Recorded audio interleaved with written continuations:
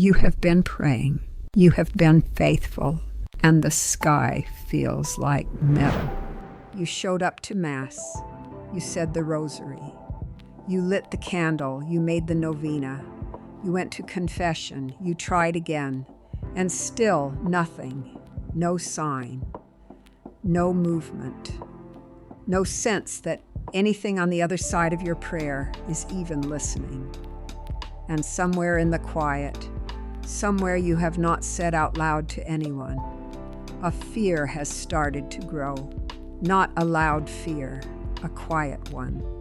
The kind that whispers while you are washing dishes or lying awake at 2 a.m. It says, maybe God is not hearing you. Maybe something is wrong with you. Maybe you have been speaking into nothing all this time. I need you to stay with me, because that fear is a lie, and I am going to show you why. I know what it feels like to keep showing up when the silence doesn't break. I know what it costs a woman to get on her knees one more time, when the last 100 times felt like talking to a wall. And I know what it is to sit in the pew on Sunday, composed, holding it together, and feel completely hollow inside. Like everyone else around you can feel God, and you somehow cannot. Like the grace that seems to reach other women has somehow passed over you. That is not spiritual failure. That is a recognized season. The saints walked it too. Before we go any further, I want you to hear me say this clearly. You are not broken. You are not being punished. You are not spiritually inferior to the woman next to you, who seems to feel everything so easily. What you are walking through has a name. The church has always known it. The great saints, Teresa of Avila, Thérèse of Lisieux, even Mother Teresa. They all walked seasons where prayer felt completely dry, completely silent, completely empty. They called it spiritual aridity, and every single one of them said the same thing on the other side of it. The dryness was not God's distance. It was God's deeper work. Silence is not abandonment. God was not absent from the tomb. He was doing his deepest work there. I want to take you to a story about 2 sisters who loved Jesus, truly loved him, and who sent him word that the person they loved most was dying. They sent the message, they waited, they prayed, they watched at the bedside, and Jesus did not come. He stayed where he was for 2 more days.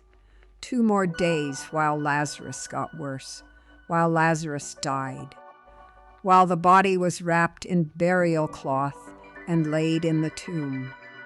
And I need you to understand something about that delay. It was not oversight. John's gospel tells us clearly, Jesus loved Martha, and he loved Mary, and he loved Lazarus. And he waited anyway. He loved them deeply, and he still did not come when they expected him. That is not a contradiction. That is a pattern. And if you have ever sent God a message and felt like he stayed where he was, you are in very good company today. When Jesus finally arrived, Martha ran out to meet him. And listen to what she said. She did not say it with bitterness. She said it with grief, with faith, with the raw honesty of a woman who had been waiting and hurting and hoping. She said, Lord, if you had been here, my brother would not have died. Hear that. Feel that. That is not a faithless statement. That is the prayer of a woman who believed, truly believed, and still did not understand why the answer had not come in time. Some of you have been saying some version of that same prayer. Lord, if you had been here, my marriage would not be in this place. Lord, if you had been here, my son would not have walked away. Lord, if you had been here, this diagnosis would not have come. Lord, if you had been here, I would not be this tired. I hear you, Martha said at first, and Jesus did not correct her. He wept with her. Jesus wept. He was not unmoved. He is not unmoved by what you are carrying right now. This is where it gets deeper, because here is what most women miss in this story. Jesus wept at the tomb of Lazarus, even though he already knew what he was about to do. He knew he was going to call Lazarus out of the grave. He knew it, and he still stopped. He still let himself be moved. He still stood in the grief of people he loved and wept with them, not because the situation was hopeless, but because their pain was real.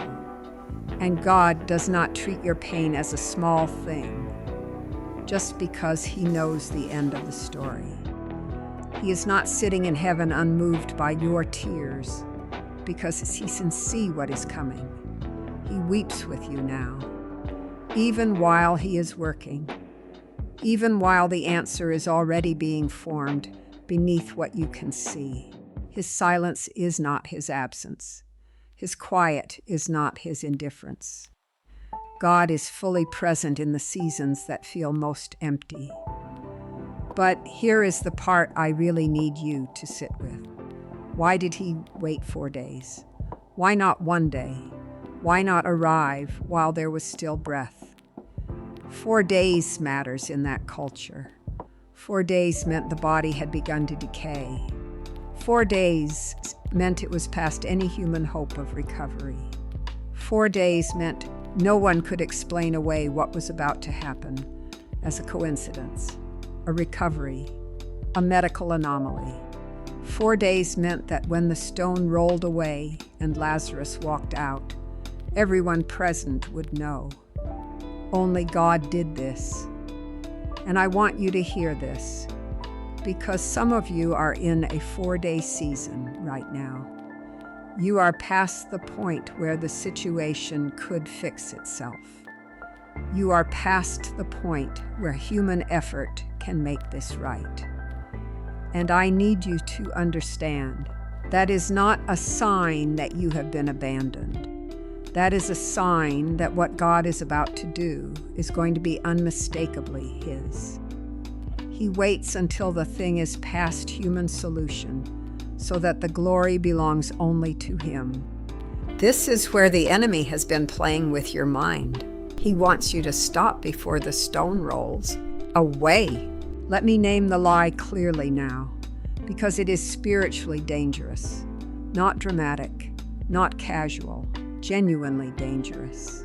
The lie says, because I cannot feel God, he is not here. Because my prayer returns to me without a sign, it has not been received. Because I am dry, I must have done something to close the channel. And the reason this lie is dangerous is not just that it hurts. It is dangerous because it causes a woman to do the one thing that will cost her the most. It makes her go quiet. It makes her pray less in the season she needs to pray most. It makes her pull back from the altar right before the turn. It makes her stop reaching at the exact moment her hand is closest to what she has been asking for. The enemy does not need you to reject God. He does not need you to walk away from the faith. He only needs you to go quiet. He only needs you to stop, and he is very patient. He will wait for the driest, most exhausting season of your prayer life. And he will whisper, "You see? Nothing. Why keep going?" I want you to say something out loud right now. I do not care if you are in the car or sitting alone or watching this at midnight. Say it. God heard me the first time. Say it again. God heard me the first time. Type one word in the comments. Just one word for what you have been carrying. Let somebody know they are not alone in this. Because what I am telling you today is this. Spiritual dryness is not proof that God has left you. The silence is not a wall, it is a threshold. And on the other side of that threshold, something is being prepared that you are not yet able to see. Delay is not denial. Redirection is not rejection. The wait was not wasted. I want to tell you about a woman I know. She will not mind me saying this, because her story is the story of so many Catholic mothers. She had a son who drifted, not dramatically, not drugs, not disaster, just quietly, the way young men sometimes do. He stopped going to Mass. He stopped wanting to talk about faith. He was polite about it, but distant, and she prayed for him every day. A novena, then another novena, then the rosary offered specifically for him. Then the same intention carried to adoration week after week. For 7 years, 7 years of faithful, consistent, costly prayer. And nothing visible changed. He was still distant. She still sat in the pew alone on Sundays. And at year 6, I want you to hear this. At year 6, she almost stopped. Not because she stopped loving God, not because her faith collapsed, but because the silence had gone on so long, she started to wonder whether she was somehow holding things back by praying wrong. She kept going, barely. With cracked faith and tired knees, she kept going. And in year 7, something shifted. Not loudly, not dramatically. Her son called her one evening and asked if he could come to Mass with her that Sunday. He did not explain it fully. He said only that something had been working on him for a long time, and he wanted to come home. She almost stopped in year 6. The answer was already forming. Delay is not denial. Redirection is not rejection. The wait was not wasted. That is what I need you to carry into the second part of what I have to say to you today. You have not been speaking into nothing. You have not been wasting your breath, your rosaries, your tears, your novenas. Every single prayer you have ever prayed has been received, not ignored, not discarded, not bounced back unanswered into the silence, received, held. Present before God right now, at this moment, as real and as living as the moment you first prayed it. The silence is not a wall, it is a threshold, and I want to show you exactly what I mean by that. Now I want to talk to the woman who is not just tired of waiting. She is tired of trying to want to pray. You understand the difference. There is the woman who is dry but still showing up. And then there is the woman who has to convince herself to show up at all. The woman who sits down to pray and goes blank. The woman who picks up her rosary and puts it down again because the words feel like they are going nowhere. The woman who has started to feel guilty, even about her inability to feel guilty. If that is you, stay with me, because this next part is specifically for you. Jesus told a parable. He told it, Luke says, so that they would not lose heart in prayer. Not so they would understand prayer better. Not so they would pray more efficiently. So they would not lose heart. He knew this moment was coming for you. There was a widow who kept coming before a judge, who did not fear God and did not care about people. And she kept coming, and she kept coming. Not because she was desperate, not because she was manipulating him, because she refused to accept the lie that she did not matter enough to be heard. And Jesus holds her up as the image of prayer. Not eloquent prayer, not inspired, feeling-filled, theologically rich prayer. Persistent prayer. Come back again prayer. Am still here prayer. That is the image he chose. A woman who would not go quiet. And he said, he will vindicate them. He will answer. But when the Son of Man comes, will he find faith on the earth? That question is for you, not as a threat, as a challenge and an invitation. Will he find you still there, still praying, still refusing to accept the silence as the final word? The silence is not a wall. It is a threshold. You have not been speaking into nothing. In the book of Revelation, John sees the throne room of heaven. And there, before the Lamb, are golden bowls. And those golden bowls are filled with incense. And that incense is the prayers of the saints. Not the prayers of the canonized. Not the prayers of the spiritually exceptional. The prayers of the faithful. Your prayers. Every rosary you have prayed in the car on the way to work. Every whispered prayer at 2 a.m, when the house was dark and your heart was heavy and no one else was awake. Every cracked, broken, barely there prayer you prayed when you had nothing left but still chose to reach toward God anyway. None of it evaporated. None of it dissolved into the silence. It is held. It is present. It is rising like incense before the throne right now. You have not been speaking into silence. You have been filling a bowl that is already before God. This is not the part where I tell you to try harder. This is the part where I tell you the truth. When prayer feels impossible, you do not need more spiritual effort. You need to return to the body.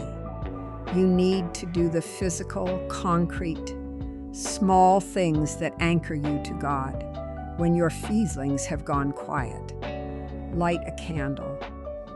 Hold your rosary, not to perform the mysteries perfectly, but to hold something sacred in your hands and let your body pray when your heart feels empty. Kneel, even if it feels mechanical. The body remembers what the heart has forgotten. Sit before the Eucharist even if you feel absolutely nothing. Presence is not performance. You do not have to feel the Eucharist to be changed by it. Open the Psalms, especially the ones that sound like you. Psalm 22, my God, why have you forsaken me? Psalm 88, I cry to you for help and you do not answer. Psalm 62, my soul's in silence for God alone. The saints prayed these prayers. The Church gave them to us precisely for the seasons when we do not have our own words. Use them, they are yours. And when you cannot pray alone, ask Our Lady to pray with you. Ask her to bring your intention before her Son, the way only a mother can. She knows what it is to wait on God's timing while holding something precious in her heart. She is not far from you in this season. And if all you can say is, Lord, I cannot feel you right now, but I choose to stay, that is enough. That is faith. That is the widow coming back. That is Martha running out to meet him even through her grief. That is the bowl being filled. I need you to hear this clearly. Every prayer you have prayed is held before the throne right now. Some of you almost closed this video. I know that. God sent it to catch you before you went quiet. I want to speak directly to the woman who has been standing for her family in prayer for years and has nothing visible to show for it. I want to speak to the mother who prays every single morning for a child who does not know she is praying.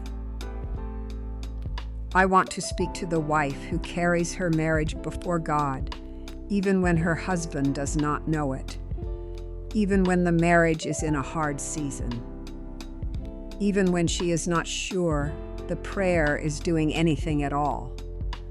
I want to speak to the woman who has prayed through a medical diagnosis that is still unresolved, the woman who has prayed through a financial pressure that is still not lifted, the woman who has kept her faith through grief that no one else fully sees.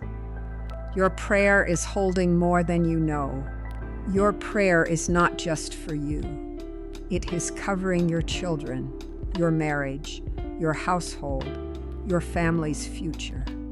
The enemy knows what your prayer is carrying. That is why he wants you to stop.